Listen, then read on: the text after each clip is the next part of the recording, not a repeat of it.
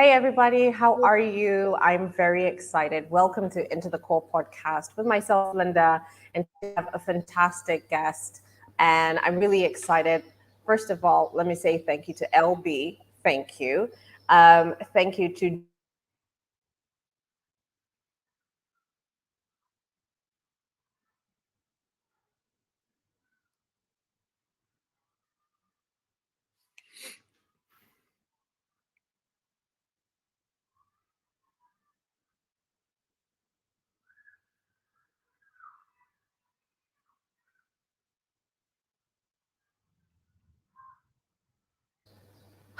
Okay. I'm so done with the internet in Kenya. Anyway, who's to blame? Let's start the show with our intro. Into the core. Get into it. All good things in Africa and beyond. Into the core. Get into it. Into the core. Get into it. Into the core. Get into it.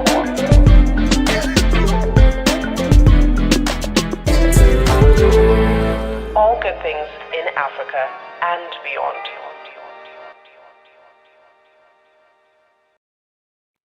All right, and we're back. So, very excited. Our internet keeps dropping in and out, but hey, as We're we gonna say, do it. yeah, TIA, this is Africa. Okay.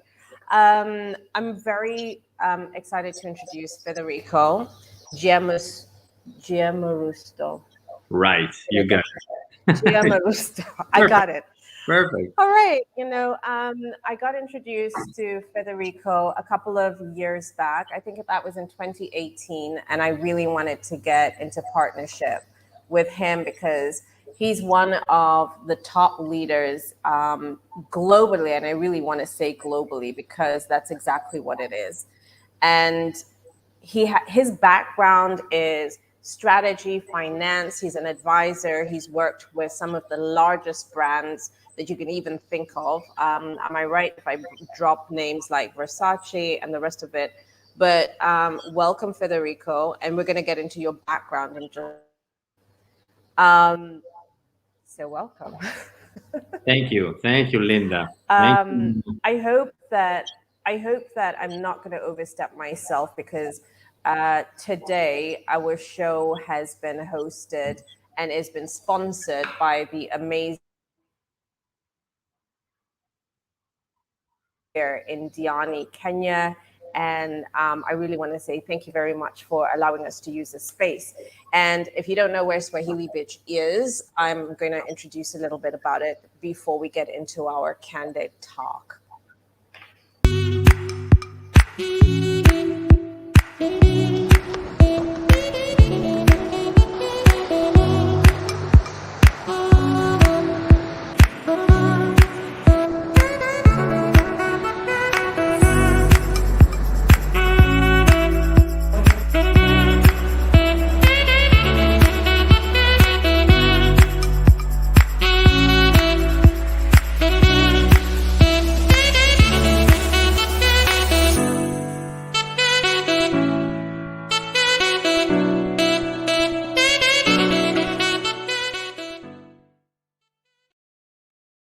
So thank you very much to Swahili Beach. All right, Federico, let's get down into our chat. So why don't you give us a little bit of your background, because I know you've dealt with fashion and lifestyle for most of your part. So yeah, just give us a little bit of your background. Yeah, thank you first of all, Linda, for having me like a guest. So yeah, my background basically has been a very particular background because I started my career and my activity as a banker. So basically, I was involved in all the matters with finance and the big transaction, company buying another one or selling stuff and so on. So part in the first part of my life, I was basically part of banks or consulting companies, and I was dealing with any kind of industry, starting from the defense industry up to the telecommunication and whatever. Till the time I bumped it into a major bankruptcy that happened in Italy, and I had the chance to basically approach the industry of fashion. And in that case, I was basically working with an institution, a governmental institution that was basically the asset that went in bankruptcy, and under which there were the very important brand names. And so basically, during that very tough period of time, which lasted 2 years and a half, I got into all the parts of the value chain of this industry, which is absolutely very, how to say, particular in terms of people that you meet, in terms of stakeholder of any kind. That we're talking about agent, distributor, managers, or franchising companies, and so on and so forth. And so I had the chance to basically deal with very important brand names that in the past were major, like Gianfranco Ferré, for example. That was one of the top designer that ran the Dior house for many years, and then founded his own, and then ultimately died, and leaving the company to a local producer in Italy that at the end of the day finished the company, terminated the company, and the brand was sold after a bankruptcy procedure. Or other brands that were actually into business with this licensing company that faced this issue with the second label, like Versace Jeans Couture, or Just Cavalli, or brands like with very important visibility world over. After that, basically, I decided to do my job, the finance job, just targeting and facing deals that were concerning fashion. Okay, and I did it for many years, for many companies, and sitting in many boards of directors, basically serving as a strategist for setting up new distribution channels, setting up new joint ventures, trying to amplify and trying to increase the reach of the business reach of this company world over. I dealt especially with the new economies at the time. Of course, we're talking about 10, 15 years ago, with the new economies like Far East, like China, like Korea, or the whole Middle East, for example. During one of my major activity, I've been serving as a board of director for Elisabetta Franchi, for example. That is a brand that is quite visible world over. And at that time, I had the chance to really understand the local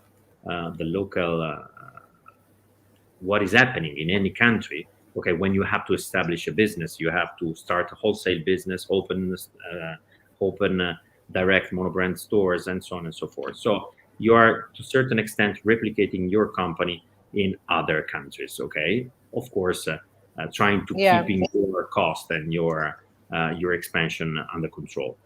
After that, so I've been serving for a very important number of companies, and just before the COVID, now I decided to basically start a new brand under following a trend that was happening in these years, which affected more or less mostly the communication system. You know that everybody, all of us, they are working with this. Okay, so everybody has a phone, has an iPhone, and is checking Instagram continuously. No, more or less. Absolutely. So what is influencing fashion in this moment is for sure all this word of talents and people that, to a certain extent, are a personal broadcast.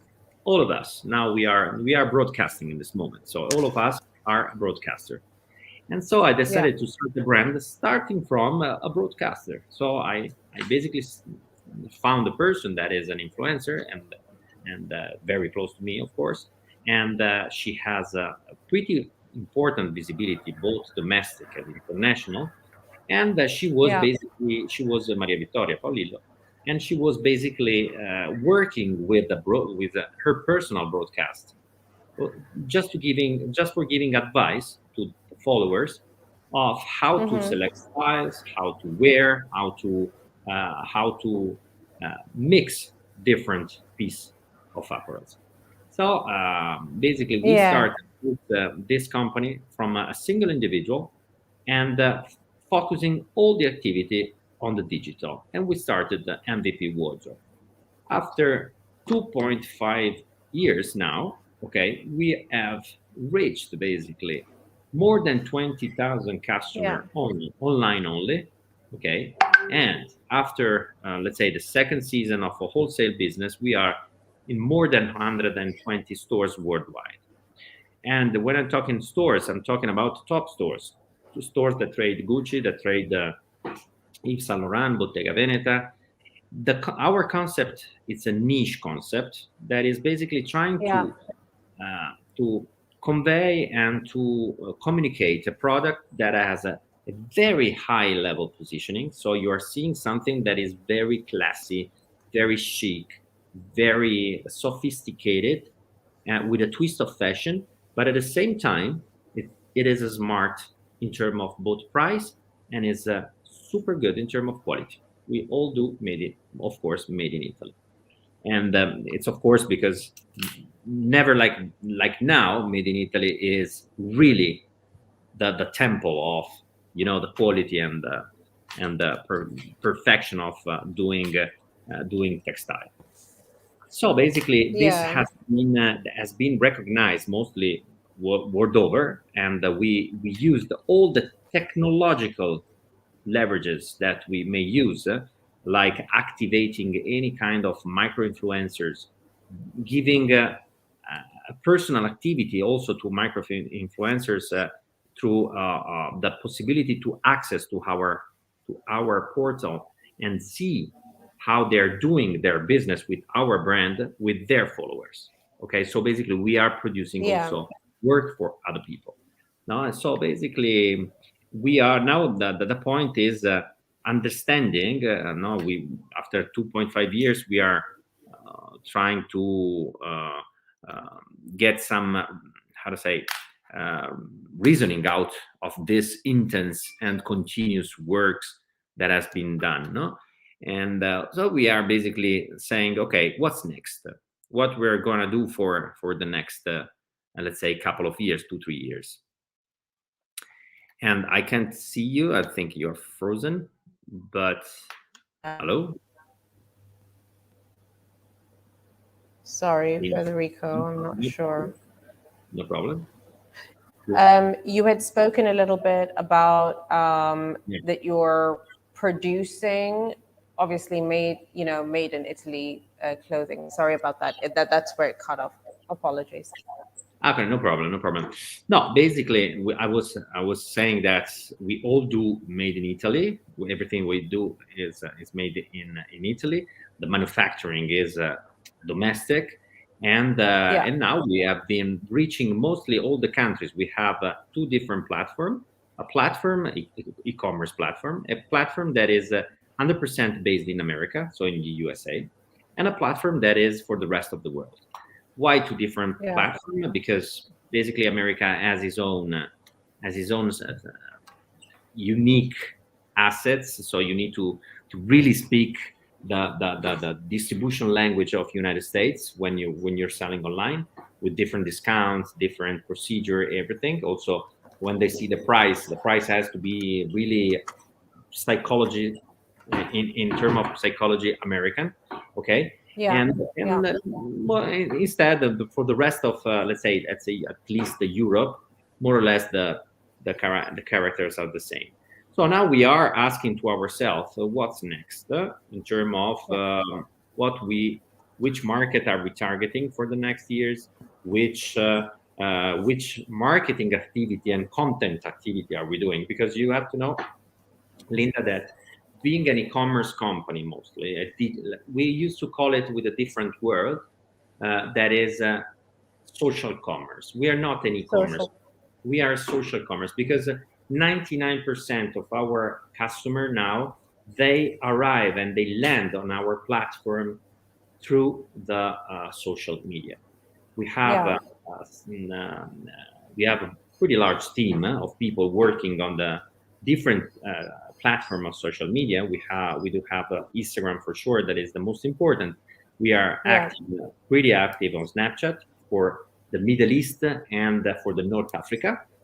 And Yeah. North Africa, the Snapchat is really the social media. And then we have YouTube, Pinterest, and all the other traditional. Now we are Yeah. the next step will be for sure setting up a dedicated team for the Eastern, so the Chinese, basically the Chinese social media. So we need to activate Yeah. everything that has to do with Weibo, WeChat, and Little Red Book. So Yeah. there is a lot to do, still to do. And then we are, of course, thinking which kind of content in terms of marketing and production we need to activate, Yes. because our business is for sure a technology business. For sure, it's a business with that has to do with apparel, with garments. Okay, but for Absolutely. sure, the main thing of our business is communication, especially when you deal with the social media. No. Yep. People want to understand who the brands are, where they're coming from, who the designer is, where it's made, how it's made. Yeah. We've become very intentional about what we're wearing. Yeah, no, that's for sure. They want to see, they want to. I mean, it's for us. It's like being in a kind of Big Brother, no? Because we really share our daily life, corporate daily life, with our followers. So we show them who is coming to our place to pick up stuff, and like celebrity influencer. We show them, for example, how we do the shootings, we do the production. We bring them, of course, digitally. We bring them into our factory. We show them how the product is manufactured, and all these things. Linda, are you there? Hello.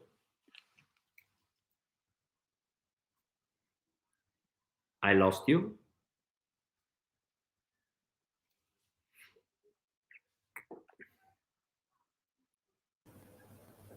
Linda. Yes, I'm here. I'm sorry. The keeps That, that, roaming that, in and that- that's out. the Wi-Fi. That's the Wi-Fi. Yeah, it's just terrible. I'm just going to put something off over here and see. Hopefully, it just works. Don't you No, worry. please go ahead. I'm really sorry. No, don't worry.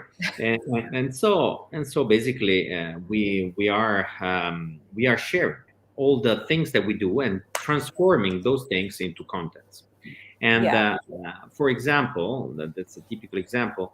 It's more attractive and creates more interaction and contents and movements on our platform to see when, for example, we do shootings, we organize some production, then see the result of the production. Okay, Yeah. the result of the Yeah. production is like a beautiful cover of a book, but stays there. Interaction wise, Yeah. is less than seeing ourselves dealing with the pants, closing the model, or making up the model, things like that. No? It's same Yeah. when we bring the people through digitally bring the people into the factory to see how things Yeah. are doing, or to show what's really behind the day-to-day activity. Okay, this is really important. Yeah. And so the So, next, yeah, so just allowing people to have an insider, you start feeling very personal towards the brand because now you can see what what your designers are doing. yeah, that definitely, but not only, in a Yeah. sense that for sure they see what the designer are doing. They see, we show a little, we do sneaky peek or regarding the new collection, the sketches, I mean the part of sampling, prototyping, and so on. But we also show part of the life of the other team. The team is fundamental for us. The average age is like 26, 27. Okay, They Yeah. come mostly from every part of the world. We have, by the way, people from Africa as well, Northern Africa and Central Africa. And I mean, I think we there are in complex, we speak like 50, 15 languages, 12, 15 languages. I mean, for the kind of Wow. different talents that we have in the company. And Yeah. so it's very nice to show how they interact, how they do their things, how they now create. For example, now we're working quite a lot with reels on Instagram, so we are constantly producing reels, and this is something that the making of creates more Mm, interaction than the realization of the final realization. Of course, yeah. now is what's next in terms of, for example, distribution. No, we are basically really covering markets like Europe, which is mature, but at the same time, it's very solid and stable. We are Hmm. pretty present in America with e-commerce. We're not present yet physically, but only with the online business. And Yeah. and let's say here and there for in the rest of the world. Of course, we do have already business in the Middle East and in the North Africa, and we are present in Morocco. We have stores, multi-brand stores in Tunisia, in Morocco, in Egypt, especially in Cairo City. The next reasoning that we have to do is how to tackle the business in Central Africa, which is getting bigger and bigger. Okay, especially countries like Nigeria. Okay, Yeah, of course. Yeah. and but of course we need to focus and concentrate now some efforts on how to develop this business, because we think this market, we think we can do absolutely very good things there. Let me so just if I could just steer you on the next direction. I mean, like, what is I feel like I'm going to take you back a little bit, but what do you feel like is the problem in terms of, okay, you've already captured Tunisia, Morocco, Egypt. What is the main issue